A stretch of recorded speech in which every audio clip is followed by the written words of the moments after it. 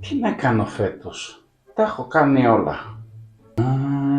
Να κάνω για τον Πούτιν που πήρε την προεδρία της Ρωσίας για πρώτη φορά. Εξωτερική πολιτική. Να κάνω για το Γιάννη που τραυματίστηκε στα Δεκεμβριανά. Βαριά ελληνική πολιτική. Ή να κάνω για τον Αντένα. Κάτι έτσι ελαφρύ και χαρούμενο για τις γιορτές. Ξεκίνησε από το τίποτα, χωρίς εγγύησεις, χωρίς χρηματοδότηση και έμεινε. Σαν σήμερα, το 2025 δεν έγινε κάτι σπουδαίο, απλώς ξεκίνησε κάτι που δεν σταμάτησε. Με τη δική σας αγάπη και τη δική σας στήριξη, αυτό μπορεί να πραγματοποιηθεί. Καλή χρονιά!